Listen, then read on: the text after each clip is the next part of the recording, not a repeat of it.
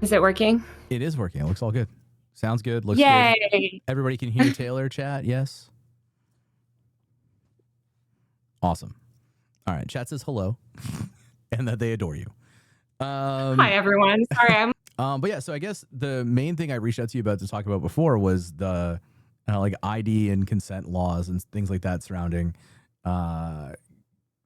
like American legislation, and not even American legislation, but like private company adoption of these things ahead of legislation. So I know you've done some like extensive reporting on stuff like that as well. So I kind of want to make this like an open forum where we can chat about any of those things. So if you want to talk about the dark money stuff, we can get into that. Or if you want to talk about the ID and consent laws, we can also kind of do that as well. I'm down to talk about all of it. I feel like some of it is connected, just in the sense that like Democrats, along with Republicans, continue to push these really bad tech laws. And there's not a lot of coverage of it. And I don't think these influencers that are taking these paid money deals are going to be calling out the surveillance state and stuff like that. So yeah, for sure. No, so why don't we talk a little bit about the ID law stuff then, and we can kind of dovetail that into the coverage and the way that these people like Pacman and BTC and people are covering things. Because like you said, I think a lot of it goes down to people just kind of regurgitating party policy and party talking points and not actually doing any analysis of what's happening. So yeah, so why don't we talk about the ID laws? Like what is the thing that scares you the most about kind of the current foray into things like YouTube adopting like AI aging and things like that as part of their policy? yes. So I'm a huge believer in free expression and civil liberties, right? Hopefully everyone on the left is, although less and less so. But as a journalist, we require anonymity a lot. A lot of our sources require anonymity. And I work with a lot of activists that also require anonymity on the web. And I report on a lot of marginalized groups like LGBTQ people or immigrants groups, things like that, that also require anonymity on the web. So anonymity on the internet is something that I think is so crucial. And of course, I came up. I'm old, an elder millennial, so I Me came up too. of Yeah. age like at a time when anonymity on the internet was a given. And in fact, most people were anonymous on the internet because it was sort of pre-Facebook when everyone started to use their real name. Um, and in recent years, what we've seen from both the Democrats and the Republicans is this slate of really dangerous tech policy that is aimed at removing anonymity from the internet and controlling all online speech. So the right and the left both want top-down control over the internet. Both of them recognize that the internet is pretty much the most powerful tool of our time for like political messaging, organizing, et cetera. And they want to regulate and control it and control speech on it. And so they've sort of mainstreamed this idea into the public by creating a moral panic about social media and the internet and feeding them a lot of disinformation about the internet and its effect on people. This has like been years of media conditioning to like, the internet is bad and it's radicalizing people and it's doing all these evil things. And that's why we need the government to come in and control the speech, or the internet's destroying kids' mental health. Like, again, no, actually, we have data that proves all of this stuff is not true. For sure. And I feel like this is a moral panic that happens like every time there's a new technology. Like people said the same thing about radio and about TV, and it's the same about the internet. Like comic books, like video games, like beepers. It's all really bad. And we know how these laws can go, right? Like we saw what happened actually with beeper bans, which a lot of these cell phone bans in schools are modeled after, that hundreds of kids ended up with criminal records because of the bans. It was this tool for policing. Now we actually have even more police in school, and we're asking police to basically like pat down kids and target kids because they might have a cell phone at school because we're putting in all these laws. Like it's really bad for anyone that cares about civil liberties. For sure. And it is one of those things that is like a thing that the right will latch onto. Like, yeah, of course you shouldn't have like phones in schools. So we're going to be okay with this like draconian measure of patting kids down and taking their phones away. And it's like, it's also breeding compliance, right? Yeah. It's completely absurd. But also what you just said, of course we shouldn't have phones in schools. The past 2 decades, all of these school systems have spent literally integrating phones into Yeah. schools. And this idea that like schools are somehow separate from the rest of the world, which completely runs with cell phones, is delusional. Mhm. So, we have kids in school, especially in private or sorry, in public schools in urban areas that also do shift work. They can't coordinate shifts without their phones. So much of life is happening through phones. Yeah. So you can't just like remove phones from one place and expect it to go well. Like and those effects, like no one wants kids sitting doing on their phones during class if they don't, if the teacher doesn't want that. But that's not the problem here, and that's not what's happening. Like, teachers could easily say, "Hey, everyone put their phone in a basket in front of class," or whatever, right? Like, we Yeah. have solutions. Conservatives are trying to put in these draconian laws that then the police can enforce, and that's a problem. Right. For sure. And like, yeah, there's nothing like I had a beeper when I was in school because I'm old as well. Like when I was in high school before I got like the Nokia 3310. And it was the same thing where they were trying to come up with new policies and stuff like that. But it was always the school was like, you know what? I don't want people texting during class. So put it in a basket, put it in this thing at the front of the classroom, collect at the end of class. Nobody was taking it away for like your full 8-hour day and like locking it in the Faraday bag and like having security enforce that on the way in. And it's just another reason because they're going to use the phones as a reason to search kids for literally anything else. You're going to see the police like seizing like anything they can say might be a weapon. You're going to see police taking like weed and stuff from kids in places where it's still legal just because they had it on them going into the school. And it's like things like that that are crazy because it's just an entry point for the police to crack down on kids in a situation where you just shouldn't have police anywhere near a school. And racially target them, Yeah. and it's also absurd. Also, it's just like we need to teach kids moderation. You can't just ban kids from having any cell phone throughout the entire school day until they turn 18. Then they go off to college and you expect them to be able to moderate their own use and perform well in school. Like, cell phones exist in the world, and we can get to this, but these laws are not happening in a vacuum, right? So like, actually they don't want people to have they don't want people to have internet access at all. Yeah. So like, this is just one part of this broader campaign to cut people off from free and open access to information. Yeah. And so 100%. I think it really triggers parents because they get really mad, and I'm like, but wait, just hear me out and understand that these laws are not what you think they are. Yeah, nobody's talking about like kids being allowed to scroll Instagram for their entire school Which day, they're, which they're not doing of course not. anyway. Yeah, it's Like, like this is or like maybe some another kids are, but again, that doesn't mean like most of them are not. right. Exactly. And like this is another like you said it's one bit of like a ton of different little things that are happening that show the want of the government and the want of like elites to stop people from having communication, stop people having at least unmonitored communications, right? It's a way of cracking down on people's freedom of expression, freedom of like assembly, even people being able to communicate across groups. It's just a way to crack down on that and remove people's ability to have any sort of autonomy.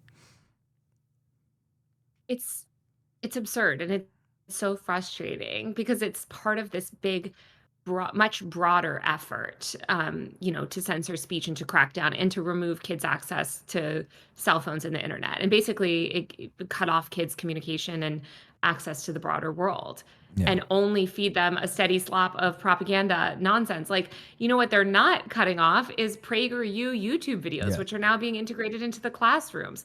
So, Yeah, it's crazy. I think it's four like, states it's now very are sharing silly. PragerU as part of their curriculum. And they're pushing Yeah, they like have. crazy like ahistorical slop like Frederick Douglass was actually not an abolitionist or believes that slavery was a thing that the founders knew was evil but they needed for a little bit, like justifying that shit. It's crazy to me that those are things that are being used as part of the curriculum, especially like from my perspective. Like, I'm Canadian, so I'm from Toronto, Oh. and looking at how these things are happening in the United States and looking at like the state by state legislation changes, like I think was it Ohio? Was it no? It wasn't Ohio. There was a state like 2 months ago that now passed it that you have to display the Ten Commandments prominently in every public school. Oh, yeah, I saw, like, a tweet. That sounds Yeah, like any state. I mean, like, Texas, it could be any yeah. number of them. It was Texas and Oklahoma, Oklahoma. who knows? Yeah. Yeah, sorry, my chat is Yeah. replying for me. But yeah, so Texas and Oklahoma apparently passing laws where you have to have Bibles in all public schools and the Ten Commandments prominently displayed in all public schools. And like, it's weird for me because in Canada, we actually have publicly funded religious schools. So like, I went to, because we don't have the same freedom, or not freedom, but like separation of church and state Yeah. inherent in the government that is supposed to be present in the US. So like, I went to a Catholic elementary school and a Catholic high school. And I understand like how crazy it is that we publicly fund things like that, because it disadvantages students because you have religious classes that are taking away from credits that could be spent on other things. There's the indoctrination inherent in it. So, yeah, it's wild to me just seeing crazy stuff like that happen in the U.S. It's really scary, and it's hard to get people to care about tech policy, but, because again, also, it's like we are in the midst of this moral panic, and so you have these huge voices on the left pushing the moral panic, and most people don't know enough about technology, and they don't care about civil liberties, and there's this idea, again, that the internet itself is bad, and not that this like we could regulate the internet to be less profit driven, to be better, to be more democratic, to be more equal, but instead of doing any of that, they just want to take away access, and that harms the most marginalized people. Yeah, and it feels like that's always kind of been the methodology of people that don't understand something, is just to try to ban it as soon as possible, not understand like Yes. the benefits that it gives to society. Like, to me, the internet today is something that like should be regulated like energy. Like, it should be something that is regulated like electricity. It should be a utility because it's a necessity for people now. Like, you can't exist and work in the job market, in school. You can't do anything if you don't have like free access to a decent internet connection. Right, but I think like the important thing is that we want to create free and open spaces online. Right. Like, so much of the early web was free and open, like RSS or, just the nature of the web itself, like websites, right? Like Yeah. there's not like this top-down control over the content on the web broadly, generally. I mean, of course, we have COPPA and some other things, but Yeah. but that's what I think people want to see is they want to see this censorship where the government can remove the ideas that they don't like from the internet. And I just think that that is so dangerous. Yeah, 100% agree. Especially considering the internet is supposed to be a global thing that is a global share of information, and But we're having, getting yeah. No, go ahead. keep interrupting. No, you're good. We're getting to the period where it's not. Like, Yeah. they don't want the global internet. That's the whole problem is, like, they are trying to replicate actually what we always accuse China of doing, which is having this firewall. We're like, "We're only gonna get access to TikTok America. We're only gonna have a" like, soon we will have this, like, kind of bifurcated internet system, and you're Yeah. already seeing that in places like the UK, where they have instituted a lot of these aggressive censorship 100%. I think laws. it's like a byproduct of like the capitalist influence over the way that we expand technology. Because like a lot of the reason behind a lot of the geolocation and geogating of things in like kind of the formation of the like 2000s internet was around like property rights or like intellectual property rights and streaming rights. So like you could stream a certain show in Canada, but this other company has the rights to do that in the US. So now we need a way to geolocate what content could be seen in what place. And like all of these services were buying into this because it was all like capitalist driven, profit driven, like segmentation of the internet in a way that it just didn't need to be.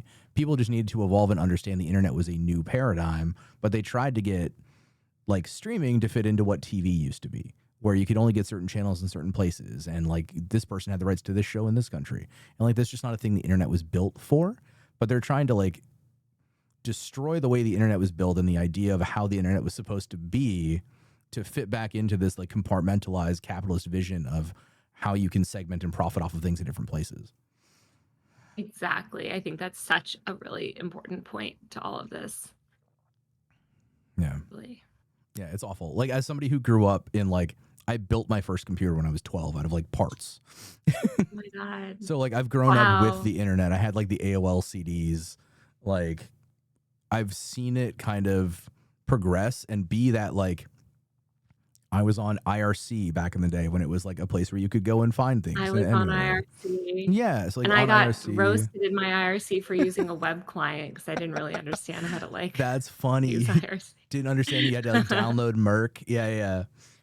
Yeah, so I was like on IRC because I played Counter Strike professionally for like a year out of high school. Oh. So I was like big on the internet back in the day. Like, what's your ICQ number? My chat is asking. Just roasting Oh me my for god, being old. ICQ. God, I'm American, so we had AIM. We weren't using ICQ. I only used ICQ to talk to like my foreign exchange friend. I had both. Yeah, I had both because we had AOL here as well. But yeah, I had AOL and ICQ back in the day. Like MSN Messenger as well was one of the ones that people started using like in high school. But yeah, Yeah. it's funny because like those were places where you could just chat with friends, and the idea of everything you did always being monitored by the government wasn't even a thought, right? Because you're just like, I'm just chatting with a friend on a thing, and now that we know how invasive everything has become, and how, yeah, all of these agencies have their hands in basically everything that's being developed now. It's wild. Those chats were ephemeral and allowed for anonymity. Like, I just think that like we really need to get back to that Yeah, and preserve the open web. Like, it scares me so much, and there's so many laws globally. I mean, I think if you look at what's happening in the UK and Australia and Ireland, and the US, you see that this is like a global trend of censorship and control, top-down control over speech. yeah, And as an American, like, I think that the right to free speech, obviously, is our First Amendment right. right. It's the most like important right. I think it's like one of the main good things about America, and there's not that many good things about America sometimes to think about, but like that is a good thing, I think, is that we like have these civil liberties enshrined in our Yeah, constitution. But of course, again, both political parties are seeking to erode speech rights all across the internet in so many different forms. And it's primarily against women, LGBTQ people, journalists, dissidents. Like, right. that's who they're cracking down on. It's like Elon Musk, who says free speech, but he's full of shit and has banned a bunch of journalists from Yeah, his platform. He's banning dissidents. Like, yeah. The only it's people that all have free speech are nonsense. all of like the Nazis that he unbanned in the like couple months after Yeah, he took they over. think Yeah, yeah, for their sure. version of free speech is just like I can say slurs without getting, downranked. Yeah, exactly. Yeah, which is wild. As somebody who like I've had to build software around some of the regulations that have been put in place in like the EU and things like that, that were going in the other direction for a while, but now you have countries that are trying to like renege on some of the things that were done as part of like GDPR and can spam law and things like that. Like GDPR regulation was supposed to give people more of that anonymity back, the right to be forgotten, the right to request their things to be deleted by companies. But now you're seeing like even more government regulation try to crack down and get rid of things like that by forcing you to identify yourself.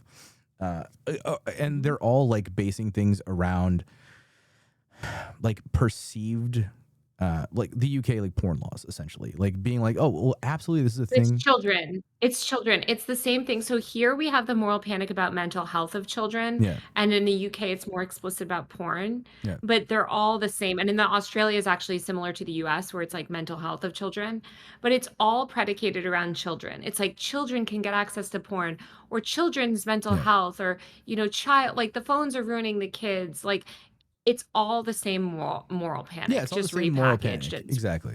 Yeah, just trying to be like, well, this one group that is vulnerable may be impacted, therefore we need to restrict the rights of everybody on the internet. And it's like you could do things that are better policy wise to protect children than removing anonymity from the internet and forcing everybody to give you their ID to go to a website. yeah, absolutely. Yeah. But we live in hell, so they're not Also, like doing any of that. a part of me thinks that a lot of this comes back like I'm a socialist. I call myself a communist because I'm allowed to in Canada. But like Yeah. part of it always for me, I try to circle things back to like socioeconomic status and like systems that are in place that are driving these things. And to me, a lot of it always boils down to who this benefits the most, which are like capitalists, capital owners, people who are able to now say, okay, well, now that you've had to or been forced to identify yourself, I can market to you better. I can buy this data. We can use this data. We can share this data to make sure that we Support know. you. Yeah. Yeah. Right, I keep interrupting you, It's but okay. You're all good. I haven't spoken to anyone all day. I'm like It's fair. Chat I'm was like, going to be "Wait, I haven't talked for spoken to 4 hours anyone in, like, straight 48 before hours." this. So it's fine. I'm excited to talk.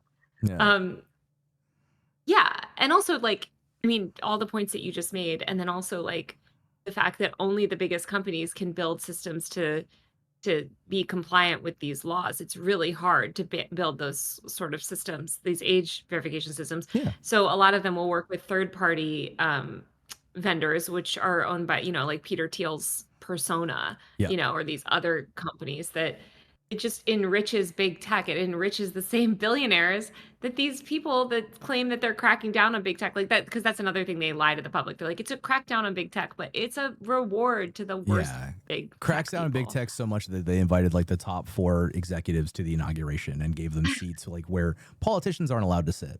Like, yeah, sure, they're Yeah, cracking down on big tech. It's wild. that's stupid. Yeah. No, that's one of the things that like kills me the most is like watching. We watched a video earlier of have you seen Mock Industries? No, what is It's that? this That sounds so 21 year familiar to old. me. It's a 21-year-old that runs a autonomous drone defense contracting company. He dropped out of MIT at 18. He took a Teal Fellowship to develop a company where Okay. he is essentially making swarm drones. So he was like, we can outcompete China because they're making all these big drones that are like kind of fighter plane style. He goes, if we make cheap like $400 to $1,000 drones, and we can just send millions of them over populated areas, you can take out infrastructure, you can take out cell phone towers, and he's just like a sociopath. But again, is in that same vein of like took a Peter Thiel Fellowship to develop this company, right? Like, I think the thing is with the younger ones, like especially this younger generation of founders, like the Cluley generation, young, and Cluley's not making defense tech, but like I would say like 24 and under is there is no optimism. It's pure nihil. It's capitalist nihilism. yeah, There was a really good piece about this. I can't. It was like Dissent Mag or somebody wrote it recently, but it's I talk to a lot of these young founders and they are bright and ambitious, but they sort of are like, well, the world is really fucked and these systems are evil and I see what happens, to the people that are exploited by them and like I just don't want to be on the wrong side of the yeah, system. So I might as well, participate in it because someone gets screwed over either way. So why have it be me? yeah, Because the world is unfair. And they're right, but it's very depressing. Like there's no solidarity. There's no like yeah, there's not a moral compass. And I understand why because they're so beaten down by like capitalism. And it's true that like how can you not be sort of a nihilist about some of it because it's I mean, you can not be that way, but yeah. like, when you're It's young hard though. and you grew up in this world, I sort of understand why they are the way they Yeah, are. I mean, it's hard to fault individuals, and I think Michael Brooks was the one that like coined the like be kind to people and ruthless to institutions, right? Like Mhm. it's systems that are forcing people to be this way, and it's people are talk about how like humans are inherently selfish, and humans will any system we design will always do this. It's like well, because you always incentivize greed, you always incentivize Mhm. like individualism, and when you do that, then people are going to act in that way because that's what gets them ahead. That's what lets them survive, right? So if you can build systems in a way that help promote collectivism and help kind of destroy the idea that individualism is the only way forward, you can get people that will develop things that are better for everybody, right? Like the whole rising tide lifts all boats. We need to get way more into people understanding that if we do things that are beneficial for everybody, they're included in everybody. Like life gets better for everybody and them included, rather than just people who are always thinking that they need to fight against everybody else for whatever limited resources there are, right? Because like Yeah. the reality is we kind of live at a time where we have the resources where we could feed people, house people, we could give people healthcare and education and all of the things that you kind of need as a base necessity for living, but we just don't do it because we incentivize greed and profit and capital. We could have such a better world. Yeah. And instead we have just like sociopaths in charge. Like you Yeah. said, I think the capitalist system is built to reward that sort of sociopathy. Yeah, I feel like you can't So, be a billionaire if you aren't a sociopath. Like you just can't of course amass that not. kind of wealth. It's like just unethical to amass that amount of wealth without how using it. Yeah. And And also you only amass those sorts of that type of wealth through exploitation. 100%. Yeah, yeah. Anybody that is doing things that are making them like multimillionaire, billionaire, where they are owning companies, they're exploiting other people. That's like the nature of capitalism is as much exploitation as you possibly can. Right? so depressing. Yeah, and I think we can dovetail that into the dark money conversation around like people that are incentivized to uphold those systems rather than challenge them, right? Because challenging them gets Yeah, you the kind of attacks that you're getting. It gets you like demoted in the algorithm. It's really hard to make content that challenges systems when all of the ways that you can disseminate that information and make that content are controlled by the people who uphold the systems that you're trying to challenge. exactly. It's terrible.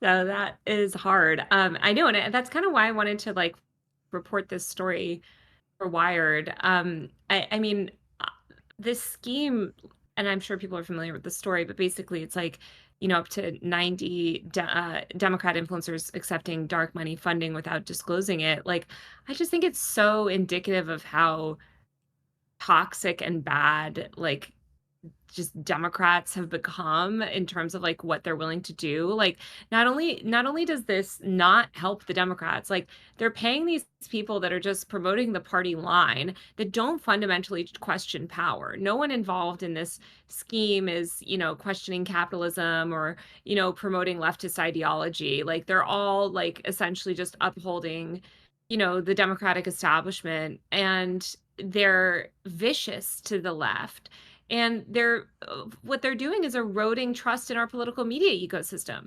And then they eroded it again after the story came out, and they doubled down and they called me Wired liars and said, you can't trust Wired, and it's a, whatever, whatever.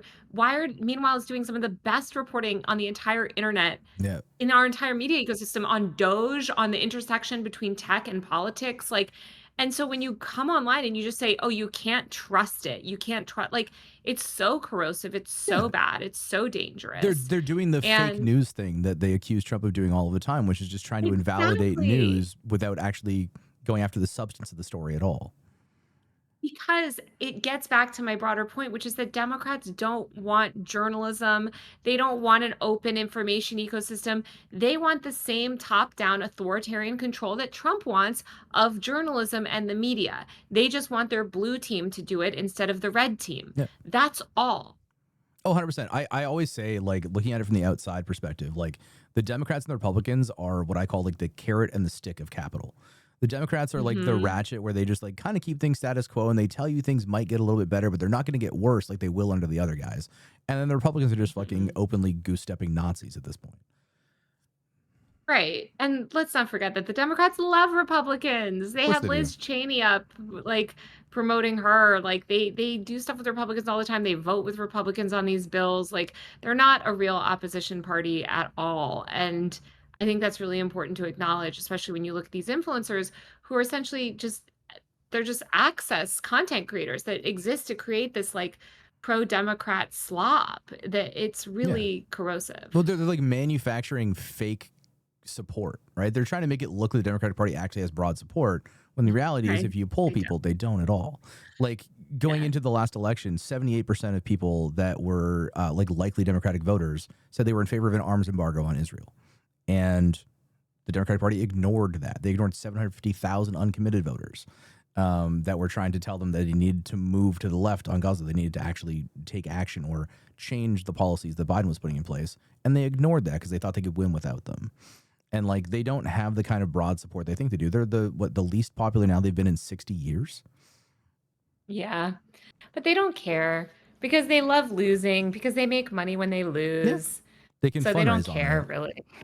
They can just be like, look at how bad. Look, now, you deserve all of this suffering because you didn't, vote the orange man out or whatever. Like, it's all Yeah. just such, I don't know. They're just so unserious. I covered the Democrats for a long time, and they're just, yeah, they're not interested in changing the system. And look at the way they're treating Mamdani. I Yeah. mean, there's case in point. Like they were, griping for months after they lost the election of like, how do we reach young men? How do we reach young Yeah. people? How do we get, excitement back into our dead ass political party? Okay, here comes this politician who has all of these things, who's able to reach actually Trump voters, even like, people that wouldn't normally vote. He has this message of economic populism, and they won't even, Yeah, party I leaders mean, won't even he endorse got it. what like 3 times the 18 to 35 voters out to vote in the 2024 primaries that were voting in the 2021 primaries. Like if you want to Primaries, and inspire, more people voted in the primary than the election. yeah, if you want to inspire Like, young the people, last you have to give them something to vote for. And it's the same problem here. Like we have a really bad system in Canada. I don't know how you mentioned about it. Like I don't know how much you know about our political system or our like I don't know electoral system. anything. So we have like 5 parties that are kind of like major parties. Uh-huh. And we have first past the post elections. So we get into a situation where like 60% of the country is to the left of who wins an election because the Conservative Party has first past the post. So they'll get 39% of the vote and they'll win the election Mm, because the other 61% is split between the Liberal Party, who are like a center left party, the NDP, who are supposed to be a left wing party, but are more a center left party now, and like the Green Party, who in Canada are basically eco fascists. But like you'll mm, have, so our okay. system is like even worse in terms of who gets elected versus who in who people actually want to vote for. Because you vote the same way here as I think you do in the United States, where a lot of times you're not voting for who you want to vote for. You're voting against who you don't want to win, which I think has been the case in North American politics for a long time now because nobody is giving anybody that is inspiring them to want to vote for them. Like Mamdani is a great example of running on populist policies that will actually help people. Yeah, exactly, but the Democrats don't wanna help people. That's No, the exactly. thing. They don't wanna help people, they wanna browbeat their supporters and say, "Shut up and vote for us.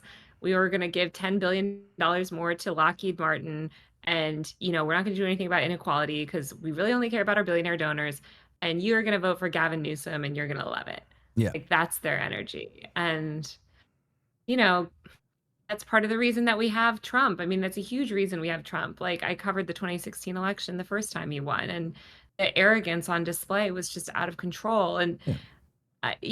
I don't know. They seem to only be doubling He may down. be a So I'm communist. waiting for them to change their way. But I think this story that I did on the 1630 fund and this funding program and stuff like is a good example of how they respond, to criticisms and stuff. And it's been literally like two straight weeks of just the most aggressive smear campaign and them promoting the exact same lies about me as libs of TikTok and Tucker Carlson and all of these far right terrible people that have, by Yeah. the way, I've also reported critically on for years, like, Yeah. and then they're calling me, like, Russia, MAGA, whatever. I'm like, "Guys, you're closer to those people ideologically than I am. Like, what the hell are you talking about? It's delusional." Yeah. Well, it's anything they can do to try to slander somebody who is actually reporting on the truth of what's going on, right? Yeah. Yeah, they Yeah. just don't want accountability. So, what do you think? Very sad. I know this is like a difficult question. But what do you think like the answer is in American politics? Like, if the Democratic Party doesn't want to do anything and the Republican Party is just openly authoritarian fascist, what is the way forward there? It's such a good question because I don't know the answer to it. He may be a I don't communist. know. I think if we had an easy answer, like I think our political system is so fundamentally broken. I do think that we need to aggressively drive out these establishment Democrats from power and retake the party. That's what I would suggest. Like unfortunately, like these third party systems, like the way our we have such a two-party system in America that I think it would be really hard to get anything going.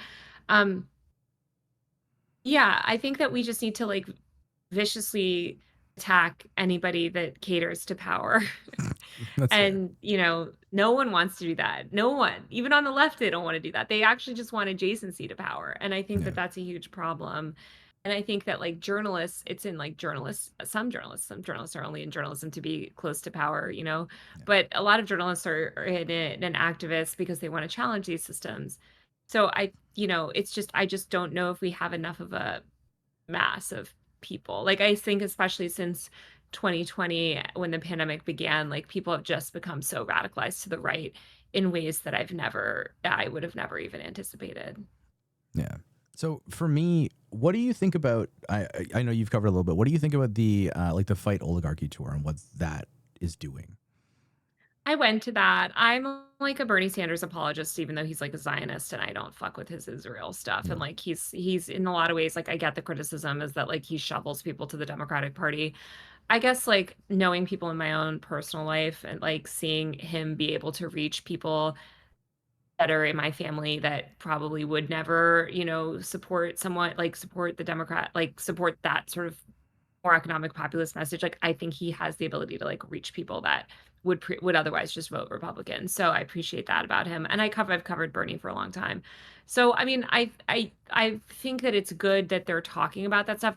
The problem is that like a lot of what they're doing is just funneling support to this Yeah. establishment party, and like if they could do Be something like ready for that your but funnel it comments. away from that and really challenge the establishment, then I would really support it. But I don't like what, like, I think what Bernie does is just take that energy and push it towards this party that ultimately doesn't care about Yeah. change.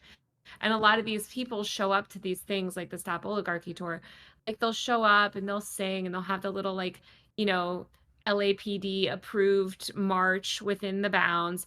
But that what are they doing to really challenge systems? What are they doing to really, Yeah. help their community? Like I don't know that these people are very involved outside of their, they just want to go back to brunch. And that's the energy from a lot of people on the left and Yeah. the center. That was kind of the vibe I got from the entire No Kings movement, right? Was just Oh god, that one was well, giving that was like people lib. that was just giving That people an was just outlet like and then letting them go back to brunch. Exactly. that was like truly like a brunch tour.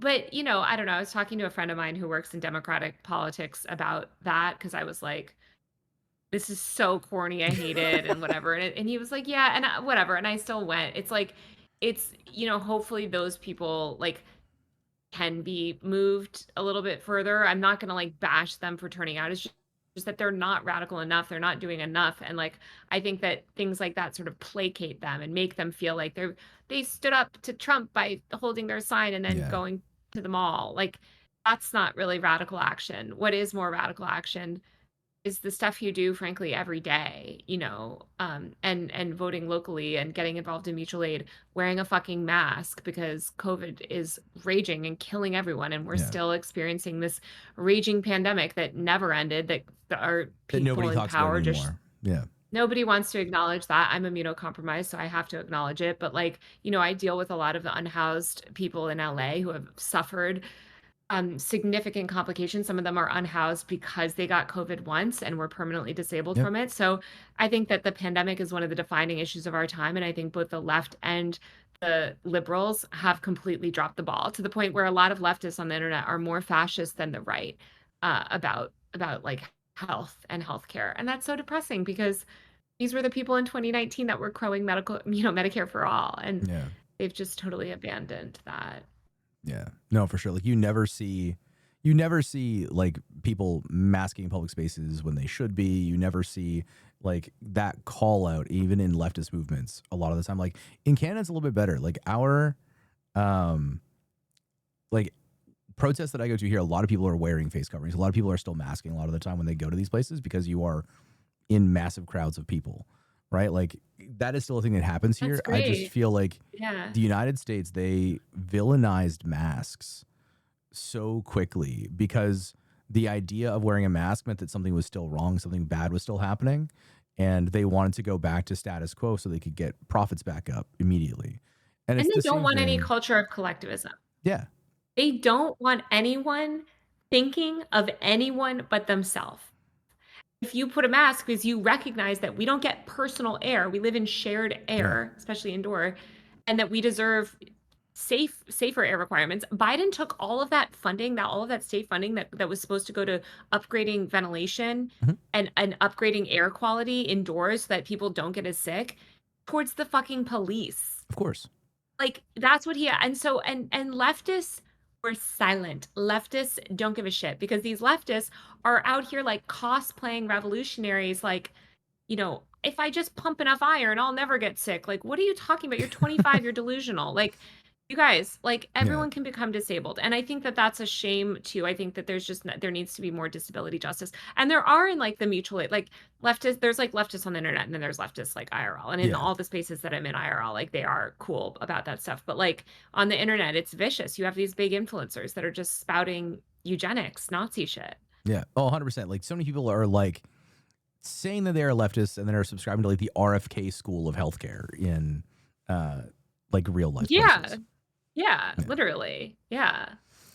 Yeah, that's gross. So It's depressing, but I think those things, like, letting people know that, like, also you even if you never go to a protest, if you take these actions and just recognize that we're all part of, like, we all need community, we all need to stick together, like, the more that we build community and the more that we sort of support each other, the better, because capitalism doesn't care about us. It's just about, like, grinding us down until we die. Yeah, 100%. Like the more we can do to kind of encourage collective action and collectivism in general, like encouraging third spaces, trying to restore third spaces and community like involvement, I think is huge. Like one of the things I try to talk about all the time is like if you actually want to make a real lasting change and you want the systems that we are kind of struggling against to fall or to be reformed, you need to have a way to support yourselves outside of those systems. So like secondary Mhm. power structures are hugely important. Having community mutual aid, having tenant unions, having community gardens, community kitchens, and ways to feed people and keep people housed through things where you might not be getting government support because there's like things going on, right? Like you need to make sure that you can meet people in those spaces. And those are also spaces where you can really push like socialist thinking and socialist like talking points, right? Like if you are involved in those places, you are going to people are going to ask you why you're there, why you're getting involved, why you're doing things, and you can talk about like what real leftist ideology looks like, right? Mhm. 100%. Yeah, totally agree with you. Yeah. Cool. Well, I mean, it's been a little bit. Did you have anything that you wanted to talk about or plug or? Trying to think what else. My brain is so fried. I have like a big another print feature to work on this week. So Mhm. I'm like, my goal this week is to like be offline and actually get my real work done and not fight with these stupid influencers anymore. Um, I would say like I just want people to He like may have be a a little bit of communist. media literacy. Like one thing I think that people don't understand, the reason I wanted to do that story about the dark money is like there is a lot, and I've talked about this in my YouTube video on the same topic, but there's so much money right now pumping into, like, the Democrat space to, like, prop up a lot of these, like, centrist voices, and we need to not fall for that, and, like, recognize that we're all not what is it? None of us are immune to propaganda, like, we can all, Yeah. like, fall for things, but, we need to support actual independent content creators and, support people that are actually challenging these systems, so don't just listen to everyone on TikTok that, sounds compelling. But Yeah, aside from 100%. that, yeah, I have a newsletter and a Patreon and everything and a YouTube, so Yeah, we've subscribe. linked to your link tree, and I also put a little guest thing in as well to link to the YouTube and your Twitter and to User Mag and all of those places. So we've been kind of spamming that a little bit as we go. I linked you something Also, in oh my god, this Discord chart. Oh my that is god, from a this chart that you chatter just of sent. mine. Yeah, this is a chatter that sent this over. I covered this a little bit earlier, but I wanted to share it with you as well. So you could kind of see this is a breakdown of all the 2025 videos from some of the larger creators you were talking about, and Aaron Parnas, David Pakman, Brian Tyler Cohen, about their mentions of Israel and Gaza, Gaza and ethnic cleansing, Gaza and famine, Gaza and starvation, and just like how little they were talking about it. We looked at this and explored this right after we watched, I think, a clip that you were on of a show that was talking about Pacman's old producer, talking about them basically collaborating and saying that talking about Mhm. these things in general was bad for business. So we should just all commit to not talking about it. So it doesn't look like it's just me that's not talking about it. Yeah. But this Yeah, was, yeah. yeah, It's something I thought you might appalling, like. and yeah, I know, and some other guy now just did some Twitter thread about me earlier today that was exposing ta like, all these people for the 2 weeks of ranting cannot disprove a single thing in our article. It's No, of course not. wild. There's been been no retractions. There's been no corrections. It's just been updates around new information that's come forward. Because No, there no, no, there is was just one up no, no, no, not one even updates. update. No, let's just be clear about this. We asked them for comment so many times. They knew the story to the point that they had a whole strategy call that someone leaked to us about how they were gonna respond to our story.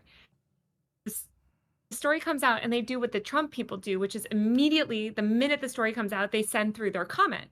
So, of course, we incorporate their comment, which is Right. really just their statement about, like, some, bullshit. And you only really had to "Oh, do it well, once we" because they all used the same statement. So, it's just one statement, and they couldn't disprove anything, and trust me, they've been threatening and, "Oh, David Pakman, I'm gonna sue her," and all of that. All you have to do is post the contract, or if you think that we got all this wrong from all the contracts that we have and all the calls that we have and all the Yeah. screen recordings we have, provide Wired. You don't even have to do it publicly with any evidence, just the tiniest shred of evidence Yeah. that shows that what I reported is wrong.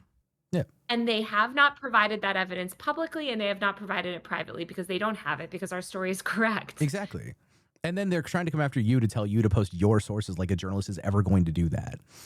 And they know that if I post the contracts, which are potentially watermarked, that it would reveal our sources. Yeah. And that's what they really want to do, is they want to target our sources. And by the way, we have multiple sources in the Of program. course. Yeah, yeah. That's how we got that, because we don't just have the contracts. We have the group chats. We have the screen recordings of the Zoom call. We have the internal emails. We have everything. Yeah. And we could only get that from people that are in the program. And they want to out those people in the program. We actually have a reason not to publish them because, again, we don't want to out our sources. Hello, course. that's like journalism 101. They have no reason. Brian Tyler Cohen runs that program. He could post all of it tomorrow. It's his program Yeah. with 1630 fund. But they won't do it because They he don't have knows it. that he's They wrong. won't do it because they Yeah. know that it would. They know that the one girl made a mistake where she did a little video where she showed a sliver of the contract, and that sliver of the contract confirmed our reporting. Yeah. So Yeah. Oh, I people. saw I that think actually, where she was like, it actually says this, and then right under that, there was a point where it was like, no, it says you have to go through them in order to book. Yeah. He was. I saw that tweet. Yeah, it was ridiculous. So ridiculous. But they're just like, they're claiming up is down, left is right. Like, it's nonsense. And I hope people see through it. And I also think, like, a lot of people that were not named in our article, because mostly we focused on the 1630 fund and Chorus, like, Right. companies, we named some of the bigger influencers, but a lot of these other influencers have outed themselves as part of the program. Yeah. Or they've outed themselves as complicit, where they're out here spreading garbage lies about the story because they have friends in the program and because Yeah. they want to cozy up to power. Of course. Yeah. They want influence. They want Pac-Man, and They want that money. they want those people to They look at want to them and be be like, they oh, want this Brian is Tyler yeah. Cohen and They're like, yeah, these this people is with an millions of influencer followers. who will pay me if I am on their side, so I should do that. And it's gross. It's disgusting. So Yeah. anyway, thank you so much for having me. Absolutely. Thank you so And much for the it time. was so great to chat. And hope all is well up in Canada. Absolutely. Yeah, it's going okay. Little bit better than down there, I think. It's always slightly better than America. Slightly. Still, I don't know, it's on a but lag. at least you're not Yeah. here. Awesome. Awesome. All right, see you later. All right, take care. Thank you.